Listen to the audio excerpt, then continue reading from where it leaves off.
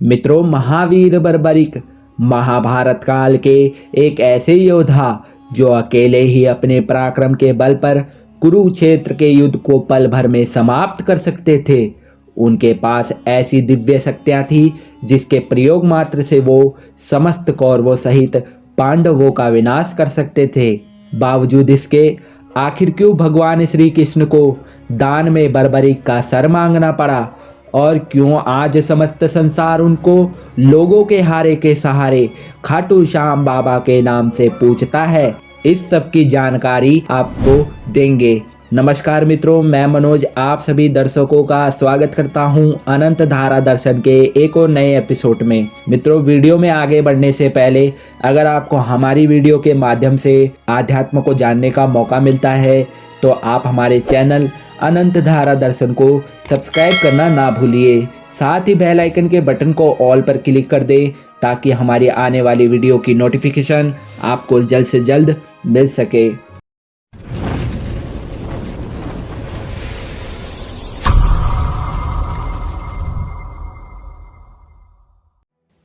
मित्रों, स्कंद पुराण के अनुसार कालांतर में एक हिडिंबा नामक राक्षसनी थी जो बाद में चलकर पांडुपुत्र भीमसेन की पत्नी बनी। कुछ समय उपरांत माता हिडिंबा के गर्भ से बहुत बलशाली पुत्र का जन्म हुआ जिसका नाम माता हिडिंबा ने घटोत्कच रखा, जिसने बाद में चलकर भगवान श्री कृष्ण के आदेशानुसार दैत्यराज मूरा की पुत्री मौरवी के साथ विवाह किया था। अतः उन दोनों के संजोग से उनको 3 पुत्रों की प्राप्ति हुई जिनका नाम उन्होंने बर्बरिक, अंजन पर्व और मेघवर्ण रखा था। जन्म से ही बर्बरिक के बाल बब्बर शेर जैसे दिखाई देने के कारण उनका नाम माता पिता ने बर्बरिक रखा। अपने भाइयों के विपरीत बर्बरिक के अंदर अपनी दादी हिडिंबा और दादा भीमसेन के गुण बाल्यावस्था से दिखाई देने लग गए थे। बचपन से वो हमेशा बड़े जिज्ञासु और उत्साही रहते थे, इसलिए दादी हिडिंबा द्वारा बर्बरिक को मायावी शक्तियों और धनुर्विद्या का प्रशिक्षण मिला। बहुत जल्द बर्बरिक इन दोनों विद्या में पारंगत हो गए थे। किशोरावस्था आते आते बर्बरिक ने गुरु विजय सिद्ध सेन के छाव में शास्त्रों का ज्ञान प्राप्त किया, लेकिन बर्बरिक की जिज्ञासा यहाँ भी शांत नहीं हुई और वो नवदुर्गा द्वारा दिव्य शक्ति प्राप्त करने के लिए महिसागर संगम के तट पर नवदुर्गा माताओं की कठिन तपस्या करने लगे। तत्पश्चात नवदुर्गा माताओं ने बर्बरिक को दर्शन दिया और उन्हें कई दिव्य शक्तियों से सुसज्जित किया, अथवा उनको ऐसे 3 बाण दिए जिसके प्रयोग मात्र से वो दुश्मन सेनाओं का सर्वनाश कर सकते थे।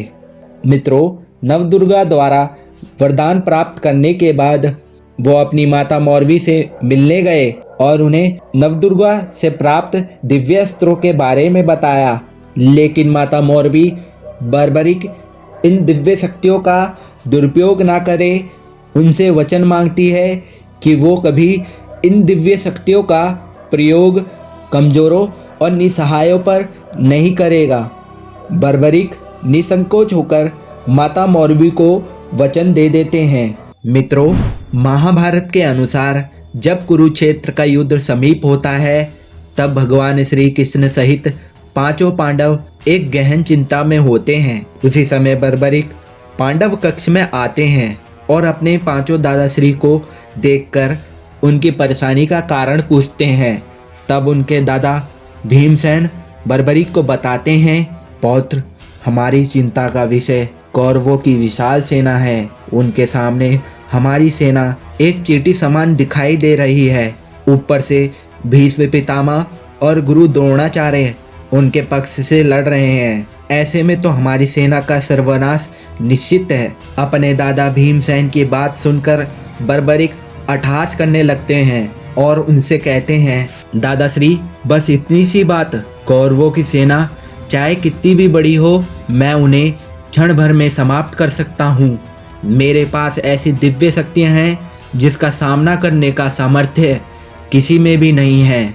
मित्रों, वहीं बैठे भगवान श्री कृष्ण बर्बरिक की शक्तियों को जानते थे उन्होंने बर्बरीक की परीक्षा ली और बर्बरीक से कहा, अगर ऐसी बात है तो पौत्र, तुम्हें एक परीक्षा देनी पड़ेगी। अगर तुम इस परीक्षा में सफल हो जाते हो तो मैं तुम्हें कर्ण और अर्जुन से भी सर्वश्रेष्ठ धनुर्धर मानूंगा। तब श्री कृष्ण बर्बरीक सहित 5 पांडवों को लेकर पीपल के वृक्ष के समीप लाते हैं और बर्बरीक से कहते हैं, तुम ये पीपल का वृक्ष देख रहे हो पौत्र, इसमें लटके जितने भी सूखे पत्ते हैं ये तुम्हारे लक्ष्य हैं। अगर तुम इन सभी सूखे पत्तों को भेद पाओगे तभी तुम युद्ध करने के योग्य हो। मित्रों, बर्बरीक श्री कृष्ण के आदेशों का पालन कर अपना पहला दिव्य बाण पीपल के सूखे पत्तों पर चलाते हैं।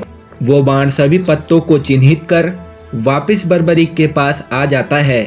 इतने में बर्बरीक दूसरा बाण चला ही रहे होते हैं कि तभी श्री कृष्ण के चरणों में एक सूखा चिन्हित पत्ता आ गिरता है। श्री कृष्ण उस पत्ते को अपने चरणों के नीचे दबा लेते हैं। वहीं बर्बरीक का दूसरा बाण प्रत्यंचा से छूटता है और सभी सूखे पत्तों को भेद कर भगवान श्री कृष्ण के चरणों के इर्द गिर्द घूमने लगता है। बर्बरीक समझ जाते हैं कि भगवान श्री कृष्ण के चरणों में एक सूखा चिन्हित पत्ता है। वो भगवान के चरणों में एक और चिन्हित पत्ता है बताते हैं। जैसे ही श्री कृष्ण अपना पैर हटाते हैं तो बर्बरीक का दूसरा बाण चिन्हित पत्ते को भेद कर वापस उनके पास आ जाता है। भगवान श्री कृष्ण उनके ये कौशल से प्रसन्न होते हैं और यह घोषित करते हैं कि आज से मेरा शरीर का सबसे दुर्बल भाग मेरे चरणों को ही माना जाएगा। मित्रों, भगवान श्री कृष्ण फिर बर्बरीक को उनके वचनों के बारे में बताते हैं कि कैसे उन्होंने अपनी माता को बरसों पहले वचन दिया था। बर्बरीक अपनी माता को दिया वचन जानते थे। उन्होंने प्रभु से कहा, मैं अपनी माता को दिया वचन नहीं तोड़ सकता। कि तभी भगवान श्री कृष्ण कहते हैं, बर्बरीक, ऐसे में तो तुम्हारे एक बार से दुर्योधन कमजोर हो जाएगा, फिर क्या तुम दुर्योधन का साथ दोगे? दादाश्री, नियति तो यही कहती है, मैं अपनी माता को दिया वचन नहीं तोड़ सकता, अतः मेरे को अगर दुर्योधन का साथ देना पड़े तो मैं अवश्य दूंगा। बर्बरीक, फिर भला अधर्म के विरुद्ध धर्म की जीत कैसे होगी? मित्रों, तब बर्बरीक सोच में पड़कर प्रभु से कहते हैं, तो फिर आप ही बताइए प्रभु, मेरा निर्णय क्या होना चाहिए? आप समस्त लोकों के तारणहार हैं। मैंने तो सदा आपको अपना गुरु माना है, अतः आपका जो निर्णय होगा वो मुझे स्वीकार होगा। मित्रों, भगवान श्री कृष्ण कहते हैं, बर्बरीक, तुमने मुझे सदा अपना गुरु माना है तो आज तुम्हें दान में गुरु दक्षिणा देनी पड़ेगी, अतः तुम्हें दान में अपना शीश देना होगा। मित्रों, बर्बरीक भगवान श्री कृष्ण की आज्ञा मानकर अपना शीश काटकर प्रभु के चरणों में रख देते हैं। भगवान श्री कृष्ण बर्बरीक की भक्ति से प्रसन्न होकर बर्बरीक का शीश पुनः जीवित कर देते हैं और उनको युगों युगों तक धर्म के प्रतीक के तौर पर पूजे जाने का वरदान देते हैं एवं उन्हें माता यशोदा द्वारा दिया गया अपना नाम खाटू श्याम से संबोधित करते हैं। तब से बाबा लोगों के हारे के सहारे जय श्री खाटू श्याम के नाम से जाने जाने लगे। फिर उन्होंने कुरुक्षेत्र की सबसे ऊंची पहाड़ी पर आदर सम्मान से बर्बरीक का शीश रखवाया, जहां उन्होंने महाभारत का समस्त युद्ध अपनी आंखों से देखा। मित्रों, ये थी लोगों के हारे के सहारे खाटू श्याम बाबा की शौर्य गाथा। अगर आपको ये वीडियो पसंद आई है तो आप लाइक एंड शेयर करना ना भूलिए। आप हमें कमेंट में जय श्री खाटू श्याम लिखकर भेज सकते हैं। मैं मिलता हूँ आपको अगले एपिसोड में, तब तक के लिए जय श्री राम।